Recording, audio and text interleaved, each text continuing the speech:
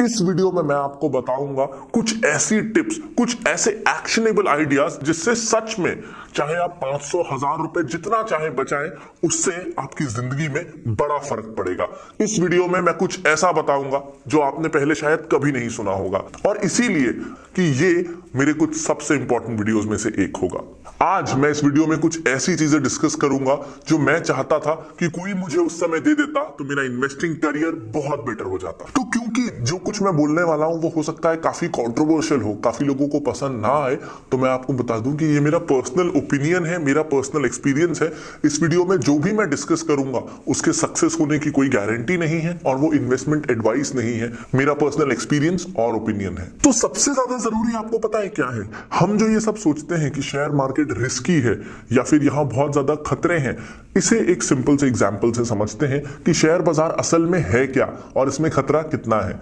देखिए, अगर मैं एक सिक्का लूं और कहूं कि मैं इसे उछालूंगा, अगर हेड आया तो आपको 100 रुपए मिलेंगे, अगर टेल आया तो आप मुझे 100 रुपए देंगे। यानी कि आप जीते तो 100 रुपए आपका फायदा, हारे तो 100 रुपए का नुकसान।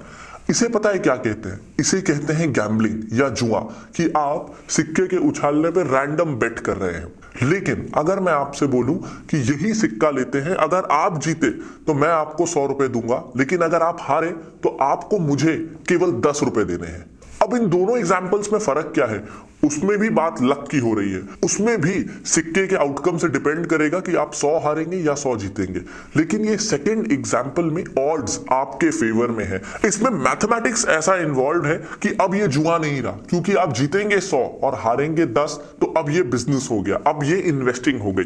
तो इन्वेस्टिंग और गैम्बलिंग में फर्क ये होता है कि इन्वेस्टिंग में ऑड्स या चांसेस आपके फेवर में होते हैं। तो आज इस वीडियो में मैं आपको बताऊंगा कि उन्हीं चांसेस को आप अपने फेवर में कैसे कर सकते हैं। सबसे पहली चीज, अगर आप आर्टिकल्स पढ़ेंगे, बिजनेस चैनल्स देखेंगे, मैगजीन्स पढ़ेंगे, तो उसमें बिगनर्स को क्या कहा जाता है कि बहुत सेफ स्टॉक्स चुनिए, बहुत रेप्यूटेड मानी हुई कंपनियां चुनिए जो अच्छा पैसा कमा रही हैं, अच्छा उनका बिजनेस चल रहा है, जिनमें सब कुछ ठीक है।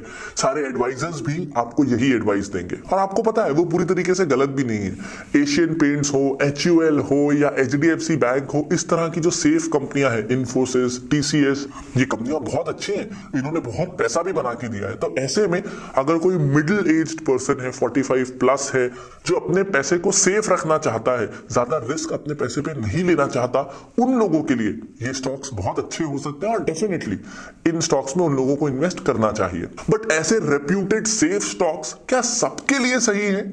मुझे ऐसा नहीं लगता। ये स्टॉक्स मिडिल एज लोगों के लिए या जो अपने पैसे को सेफ रखना चाहते हैं उनके लिए तो सही हो सकते हैं, लेकिन जो बिल्कुल बिगनर है, मुझे नहीं लगता कि ऐसे स्टॉक्स उनके लिए भी सही हैं। तो क्यों कह रहा हूं मैं ये कि ये स्टॉक्स जरूरी नहीं कि बिगनर्स के लिए अच्छे हों? क्या है वो कारण? सबसे जरूरी कारण ये है कि ये स्टॉक्स बहुत ज्यादा ओवर प्राइस्ड रहते हैं। होता क्या है कि एशियन पेंट्स जैसी कंपनी ने सालों तक इतना अच्छा परफॉर्मेंस दिया है कि हर कोई अपना पैसा वहीं डालना चाहता है। तो किसी भी स्टॉक में जब बहुत सारा पैसा आ जाता है, बहुत ज्यादा लिक्विडिटी आ जाती है, तो उस शेयर का प्राइस बहुत ज्यादा बढ़ जाता है। जैसे अगर कल को हर कोई अचानक से प्याज खाना डबल कर दे, तो देश में प्याज तो लिमिटेड ही है, तो प्याज का दाम बढ़ जाएगा। उसी तरह हर कोई अगर एशियन पेंट्स खरीदना चाहे तो उस शेयर का दाम तो महंगा होगा ही। तो मार्केट को ऐसे अच्छे स्टॉक से बहुत ज्यादा उम्मीदें रहती हैं, और जितनी अच्छी बातें उस कंपनी के बारे में है वो सब कुछ उस प्राइस में ऑलरेडी इंक्लूडेड रहती हैं। तो पहली दिक्कत ये आती है कि अगर उस कंपनी में थोड़ी सी भी प्रॉब्लम आ जाए, तो क्योंकि वो स्टॉक ऑलरेडी इतना महंगा है, वो बहुत ज्यादा क्रैश हो जाता है। तो ऐसे में रिस्क भी ज्यादा रहता है ओवर वैल्यूड स्टॉक्स के साथ। और दूसरा कारण जो मुझे लगता है कि यंगस्टर्स को, फ्रेशर्स को बहुत ज्यादा ऐसे स्टॉक्स में इन्वेस्ट नहीं करना चाहिए, वो इसलिए कि ये स्टॉक्स मैच्योर कंपनियां होती हैं, यानी कि 10 या 15% की फिक्स्ड ग्रोथ रेट से ये हर साल ग्रो करती रहती हैं। इनका शेयर भी उसी तरह हर साल 10, 15, 20% का रिटर्न देता रहता है। लेकिन अगर मैं एक यंगस्टर के हिसाब से सोचूं, जब मैं 5 साल पहले मैंने इन्वेस्टिंग शुरू की थी, तो अगर मुझे 20,000 रुपए लगाने हैं और मैं ऐसे स्टॉक में लगा दूं, तो अगले साल वो 20,000 बढ़ के शायद 23 या 24,000 हो जाए, जिससे ना तो मेरी वेल्थ क्रिएट हुई और ना मेरी आर्थिक स्थिति में कोई खास फर्क पड़ा।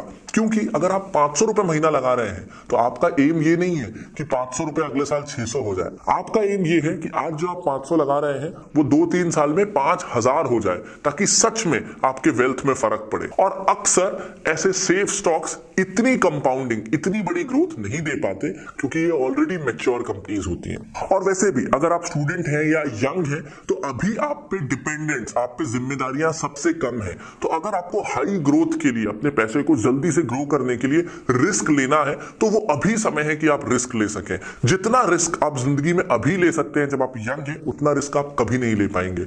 HDFC, एशियन पेंट्स, इस तरह के सेफ स्टॉक्स में इन्वेस्ट करने के लिए तो उम्र पड़ी है, लेकिन जब आप यंग हैं तब समय है रिस्क लेके अपने पैसे को तेजी से कंपाउंड करने में। तो बहुत लोग इस बात से डिसएग्री करेंगे, लेकिन मैं स्ट्रांगली मानता हूं कि अगर आप यंगस्टर हैं तो आपका एम 500 का 600 करना नहीं है, आपका एम है 500 को 5000 करना। लेकिन जब मैं आपको बोल रहा हूं कि रिस्की स्टॉक्स में जाइए, तो उसके साथ एक जरूरी बात का ध्यान रखना है, वो ये कि रिस्की स्टॉक्स का मतलब क्या है कि आपको नुकसान होने की भी चांसेस ज्यादा है, इसीलिए लोग उन स्टॉक्स में पैसा नहीं लगा रहे। तो आप भी जब ऐसे स्टॉक्स में पैसा लगाएं तो हमेशा उतना ही पैसा लगाएं जितना कि आप खोना अफोर्ड कर सकते हैं, जितना कि अगर डूब जाए तो भी आपको दुख ना हो और आपके रोजमर्रा के खर्चों में कोई प्रॉब्लम ना आए। चलिए इसे एक एग्जांपल से समझते हैं। इमेजिन करिए कि आपके पास 10 रुपए थे जो आपकी जेब से गिर गए, तो क्या आपको 10 रुपए गिरने का दुख होगा?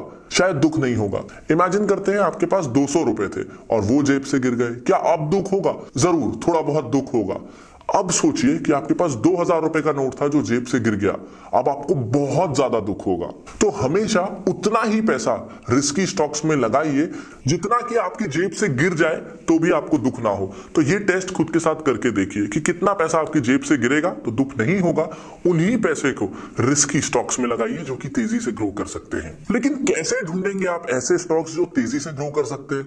सबसे पहला फिल्टर है कि जिस भी शेयर के बारे में आप रिसर्च कर रहे हैं, जिस भी शेयर को आप खरीदने का सोच रहे हैं, उसके बारे में खुद से पूछिए कि क्या इस स्टॉक को बाकी लोग हेट करते हैं, क्या इस शेयर से बाकी लोग नफरत करते हैं।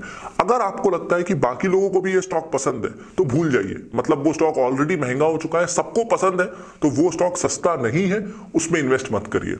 अगर आपका जवाब आता है कि हाँ, सारी दुनिया, सारा देश इस शेयर से चिढ़ रहा है, तब हो सकता है कि वो स्टॉक आपके लिए सही हो। लेकिन फिल्टर्स और भी हैं जो मैं आगे बताऊंगा, सिर्फ एक ये क्राइटेरिया काफी नहीं है। जैसे अभी ही कुछ दिन पहले जो हमारी पोर्टफोलियो सर्विस है उसमें हमने येस बैंक खरीदा, सिर्फ इसलिए कि हर कोई येस बैंक से नफरत कर रहा था। और अभी कुछ दिन पहले एक दिन में येस बैंक ने 30% का रिटर्न दिया और हमारी खरीद प्राइस से वो ऑलरेडी काफी ऊपर जा चुका है। तो ये येस बैंक पे मेरा बाय सेल ओपिनियन नहीं है, मैंने बस आपको बताया कि आज भी हम अपने लिए ये स्ट्रैटेजी यूज करते हैं हमारी कंपनी में, एंड इट वर्क्स। तो अभी तक एक बार छोटा सा रिकैप करते हैं कि आपको 2 चीजें पूछनी है किसी भी शेयर में निवेश करने से पहले, अगर आप यंगस्टर या स्टूडेंट हैं तो।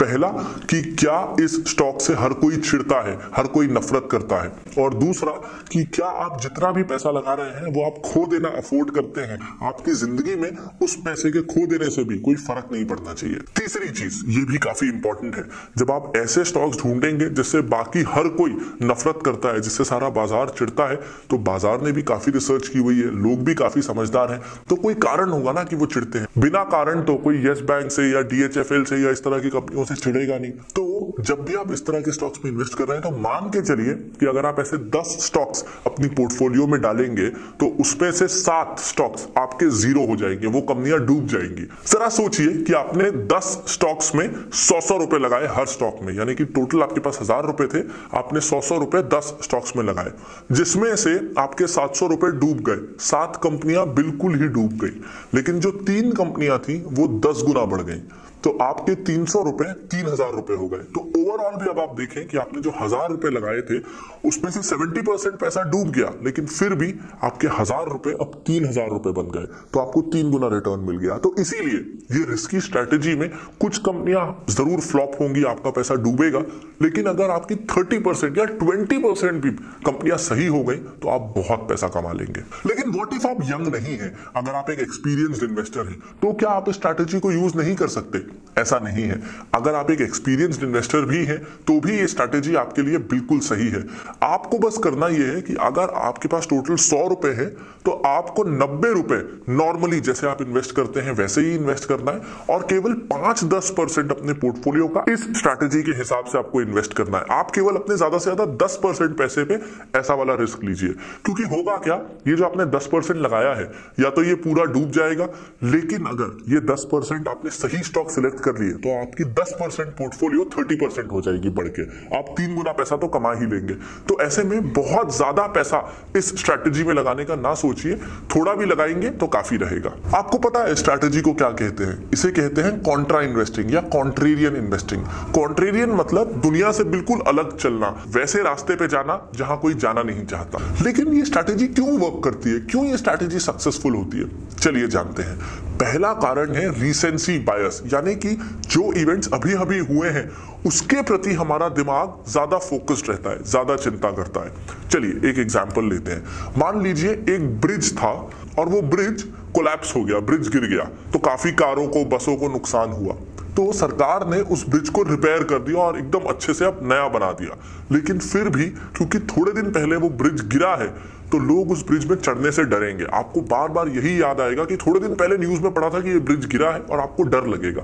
लेकिन ये हमारा रीसेंसी बायस है, हम सिर्फ इसलिए डर रहे हैं क्योंकि रिसेंटली वैसा कुछ हुआ है। जबकि अभी अभी एक्सीडेंट हुआ है, वो ब्रिज गिरा है, तो जब गवर्नमेंट ने रिपेयर किया तो हम सबको ये पता है कि अब की बार गवर्नमेंट ऐसा होने नहीं दे सकती, नहीं तो बहुत ज्यादा हो हल्ला मच जाएगा। तो गवर्नमेंट ने उस ब्रिज को बहुत अच्छे से रिपेयर किया होगा और बहुत मजबूत बनाया होगा। ऐसे में सबसे सेफ टाइम उस ब्रिज में जाने का तो अभी है, जबकि एक्सीडेंट अभी अभी ही हुआ है। लेकिन फिर भी हम डरते हैं ये सोच के कि ऐसा फिर से ना हो जाए। तो रीसेंसी बायस का शॉर्ट में मतलब ये होता है कि अगर अभी अभी पास्ट में बुरा हुआ है तो हमें आगे के लिए भी यही लगता है कि आगे भी बुरा ही होगा। बुरे अनुभवों से हमें हमेशा ऐसा लगता है कि आगे भी बुरा होगा। तो इसी कारण कई शेयर बहुत ज्यादा गिर जाते हैं, जरूरत से ज्यादा गिर जाते हैं। जैसे मान लीजिए आपने कोई XYZ शेयर खरीदा, पूरे मार्केट ने उस शेयर को खरीदा और फिर वो शेयर किसी कारण से बहुत ज्यादा गिर गया, पूरे बाजार को उस शेयर में इन्वेस्ट करने से बहुत नुकसान हुआ। तो अभी अभी क्योंकि लोगों को उस शेयर में इन्वेस्ट करने से नुकसान हुआ है तो उनका रीसेंसी बायस रहेगा। उन्हें याद आएगा कि इस XYZ में मैंने थोड़े दिन पहले पैसे लगाए थे, लॉस हुआ, और यही सोच के सारा बाजार, सब लोग उस शेयर में दोबारा पैसा लगाने से डरेंगे, उस शेयर में पैसे लगाएंगे ही नहीं। तो जब लोग पैसे लगाएंगे ही नहीं, खरीदारी आएगी नहीं, तो वो शेयर बहुत सस्ता होता जाएगा और आपको बहुत सस्ते भाव में उसे खरीदने का मौका मिल जाएगा। तो कॉन्ट्रेरियन इन्वेस्टिंग की स्ट्रैटेजी वर्क करती है रीसेंसी बायस के कारण। लेकिन एक जरूरी चीज और भी है, जब आपके पास पैसे कम हो, जब केवल 10-20 हजार रुपए लगाने हो, तो अपने खर्चों को, इन्वेस्टिंग से रिलेटेड अपनी कॉस्ट को कम रखना बहुत जरूरी है। जैसे आपको पता है आज से 5 साल पहले जब मैंने अपना पहला डीमैट अकाउंट खुलवाया तो केवल अकाउंट ओपनिंग चार्ज ही मुझे 6,000 रुपए लगा था और ब्रोकिंग भी मुझे काफी देनी पड़ती थी, अकाउंट ओपनिंग चार्जेस भी ज्यादा थे।